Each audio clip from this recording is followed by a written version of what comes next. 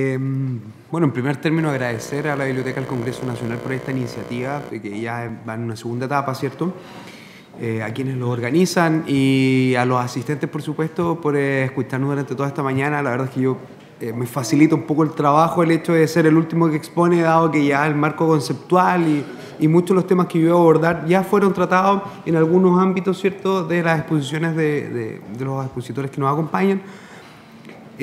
También me quiero defender, creo que a los abogados nos han pegado toda la mañana, pero habemos de estos abogados, ¿cierto?, que se han preocupado de ayudar a la organización, asesorarla, ¿cierto?, ya que esta perspectiva de derecho requiere de, ¿cierto?, este sustrato llamado abogado, que tiene una imagen, ¿cierto?, bien maligna por parte de la sociedad, pero habemos algunos que nos preocupamos, ¿cierto?, por promover la inclusión social en distintos ámbitos, y en el ámbito de la discapacidad, créanme que uno de los desafíos profesionales yo creo que más importantes que he tenido en mi vida, a pesar de mi vida profesional, la verdad no ha sido muy extensa, pero creo, y comparando experiencias con otros colegas, yo creo que los desafíos, no solamente ya en una etapa de reconocimiento, sino en una etapa ya de efectivización de los derechos, que sean materializados y vividos por los ciudadanos, ¿cierto?, que a pasos muy grandes que dar todavía y bien pensados, yo diría.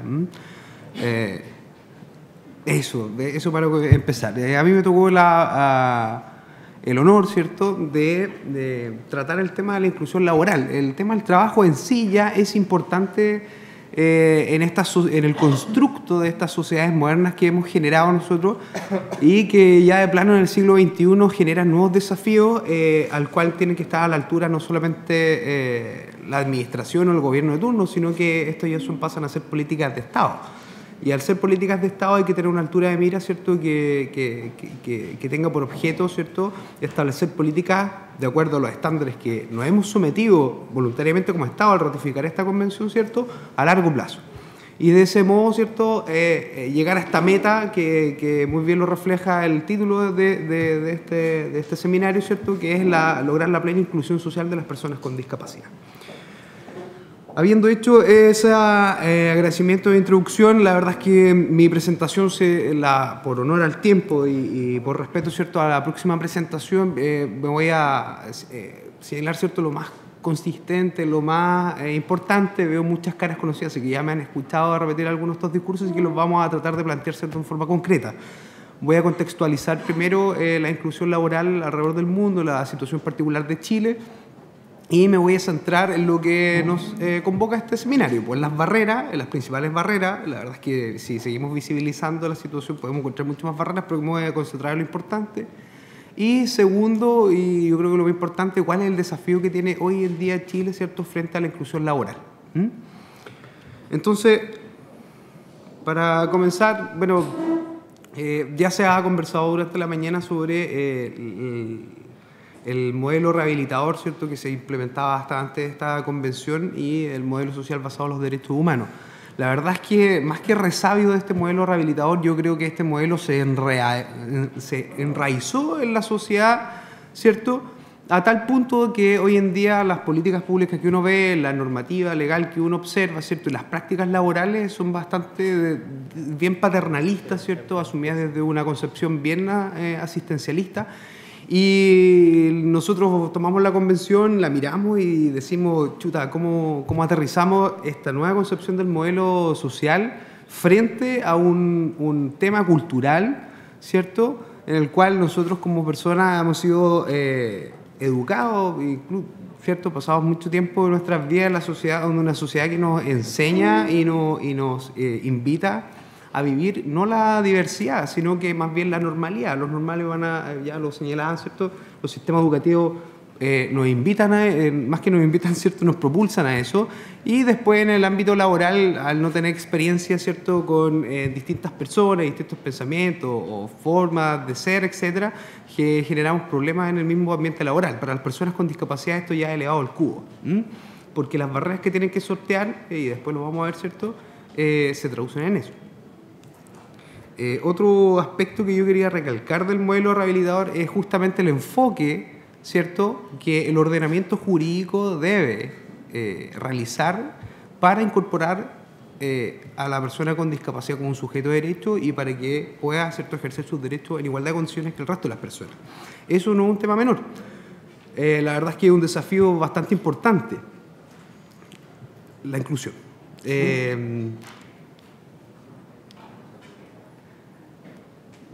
Bueno, la verdad es que yo no quiero ser reiterativo, la verdad es que ya todo respecto a los modelos se ha dicho y yo creo que ha quedado bastante claro. Lo que sí quiero tomar es recoger el punto del director de SENAI en el sentido de que efectivamente existe una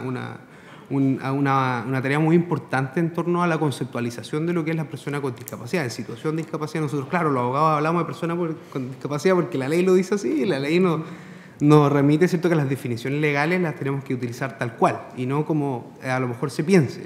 Pero yo creo que hay un problema mucho más importante, que hay que erradicar el vocabulario que ya se está instalado en Chile y que es mucho más importante diferenciar y que es bastante...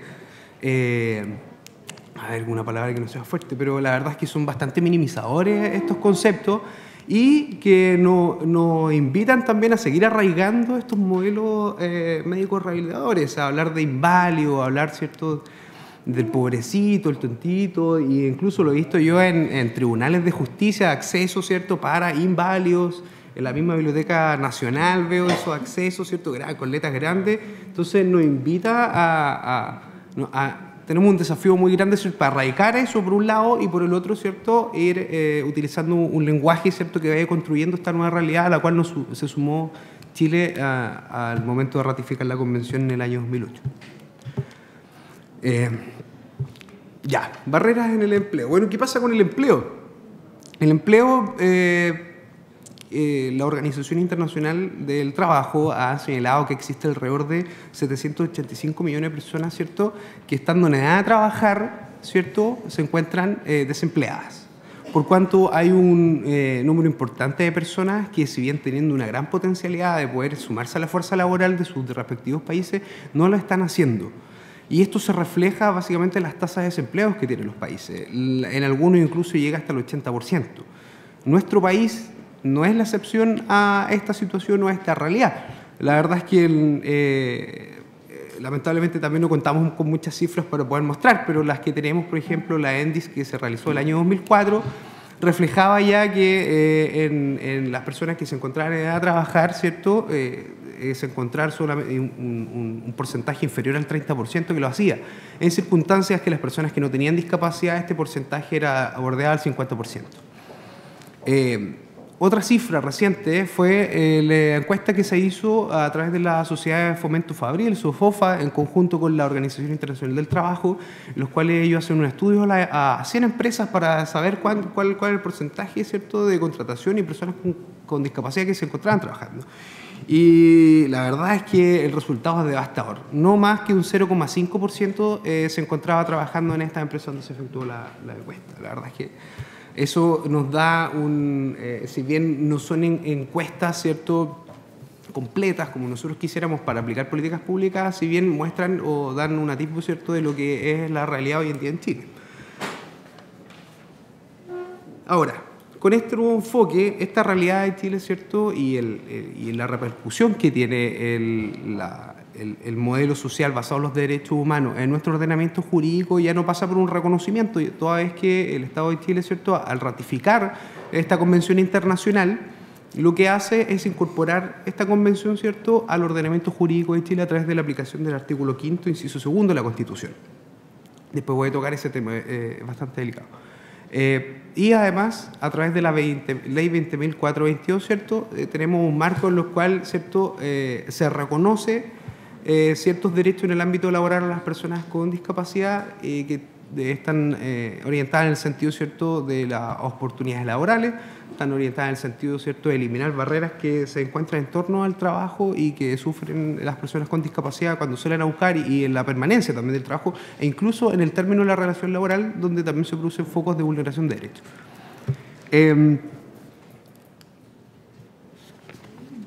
Pero pasemos a las barreras. Bueno, en el acceso, la verdad es que uno puede encontrar muchas barreras. Yo las agrupé de la siguiente forma, y yo creo que ya se ha avanzado esta temática: la formación y capacitación. una de las barreras muy importantes que tiene la inclusión laboral, ¿cierto?, es la preparación de las personas con discapacidad. ¿Por qué? Porque el ejercicio de la elección del trabajo, ¿cierto?, supone por un lado tener habilidades o conocimientos que se adquieren generalmente, ¿cierto?, en los sistemas educativos de los respectivos países. Entonces, si tenemos un sistema educativo que es excluyente, donde un porcentaje mínimo de personas, ¿cierto?, acceden a la educación y permanecen en la educación y egresan, ¿cierto?, y son certificadas estas habilidades, ellas a lo mejor van a tener, ¿cierto?, más posibilidades de ingresar al ámbito laboral. ¿Qué pasa con las personas que quedan excluidas del sistema laboral? O las personas que, por ejemplo, están en proyectos de integración, o las personas que se encuentran en la educación especial. ¿Qué certificaciones tenemos? ¿Qué habilidades o competencias les entregamos a estos alumnos para que puedan ofrecérsela al empleador, ¿cierto? Es un aspecto muy importante y yo creo que una de las principales barreras que hoy día nuestro país debería asumir es el tema de la formación y la capacitación para entregar, ¿cierto?, herramientas autovalentes a las personas con discapacidad para que luego, ¿cierto?, las puedan desarrollar en el ámbito profesional. Y no solamente autovalentes, y también herramientas, por supuesto, de materia de oficio, profesión, etc. A mí me hacía mucho sentido el video de la chica que señalaba que se sentía excepcional, ¿cierto?, por haber cursado la educación, por haber cursado la universidad y por tener un trabajo de calidad y estable hoy en día. Y es así. Ella es claramente una excepción a la regla. Y excepcionalísima, por lo menos. Luego vamos a tocar el tema de la formación y capacitación como un desafío para nuestro país. Barreras actitudinales. Retomando el tema de cómo se ha enraizado el modelo médico rehabilitador, ¿cierto?, nos ha generado ciertos prejuicios y ha hecho que las personas con discapacidad, los empleadores, tengan una visión, ¿cierto?, de ineficiencia, ¿cierto?, de una carga, de que no son productivos. Esa es la imagen generalizada, ¿cierto?, que existe respecto a los empleadores en las empresas en general. Más allá de facilitar, ¿cierto?, la cultura, la verdad es que hoy en día la cultura existente en torno a las personas con discapacidad, ¿cierto?, es una barrera en el acceso al empleo, toda vez que no existen puentes, ¿cierto?, con los empleadores que demuestren, ¿cierto?, el beneficio potencial que tiene el contratar a personas con discapacidad. Y de esto se está encargando hoy en día la Organización Internacional del Trabajo, ¿cierto?, al generar convenios y asociaciones, ¿cierto?, y redes con empresas para que empiecen, ¿cierto?, a generar bancos de buenas prácticas en torno a la contratación a personas con discapacidad y vean lo beneficioso que es para su ámbito laboral o para el sector, ¿cierto?, que desarrollan. Estas barreras actitudinales se desarrollan, ¿cierto?, en contextos, ¿cierto?, generalmente cuando se oferta el trabajo en entrevistas de trabajo, ¿cierto? Principalmente, la verdad es que tengo muchos casos prácticos que señalar sobre este punto, no me quiero extender, pero uno de ellos, por ejemplo, tuvo una persona que hizo el curso de guardia de seguridad y no tenía una mano. Entonces, cada vez que iba a solicitar trabajo a las empresas de guardia de seguridad, por supuesto, la miraban y ya desde entrada veía, ¿cierto?, ella una actitud de rechazo o de tratar de que fuera a otro lugar, ¿cierto?, buscar trabajo porque no podía servir en la prestación de servicios como guardia de seguridad. Y ahí tenemos un ejemplo gráfico de lo que es, ¿cierto?, una barrera actitudinal por parte de los empleadores hoy en día. Y que va de la mano y que va con el desafío, yo creo que con el cambio cultural. Y es un desafío no menor. Entonces, en la medida, ¿cierto?, que el empresariado, ¿cierto?, y los empleadores en general tengan buenas prácticas, tengan buenas referencias y vean el valor agregado que incorporan a sus sistemas productivos, ¿cierto?, la prestación de servicios, van a valorar, ¿cierto?, la contratación de personas con discapacidad.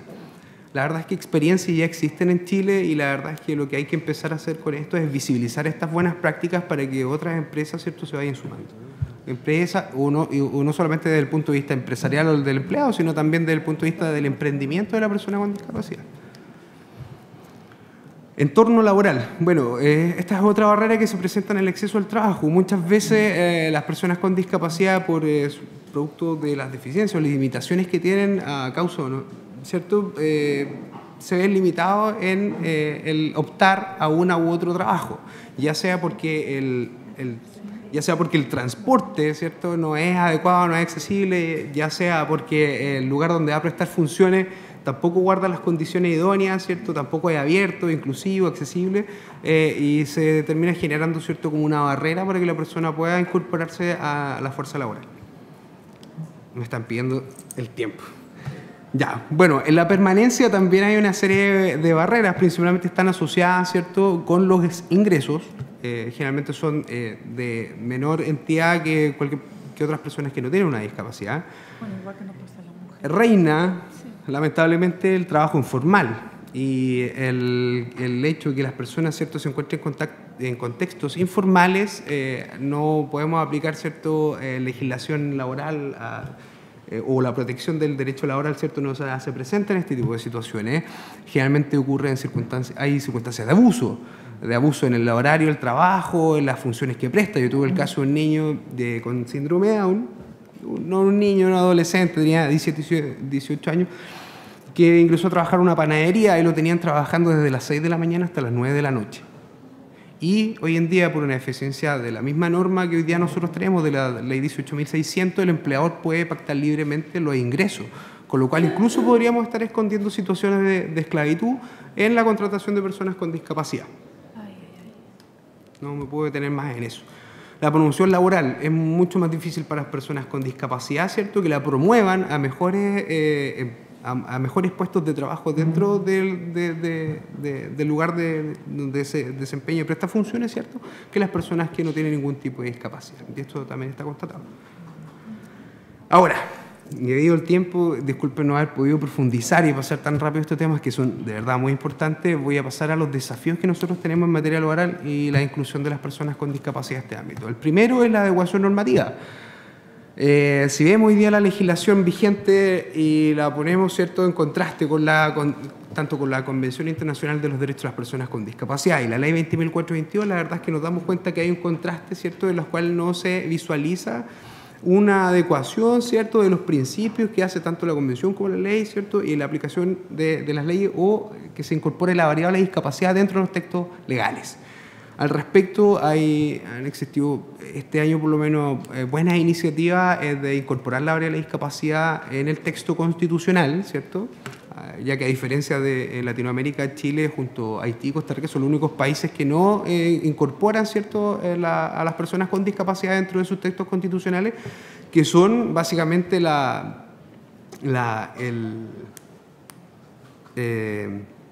que el texto constitucional básicamente, ¿cierto?, es la carta de navegación política, ¿cierto?, que tiene un Estado. La verdad es que no es menor incorporar a las personas con discapacidades, pero también hay que cuidar de qué manera lo hacemos.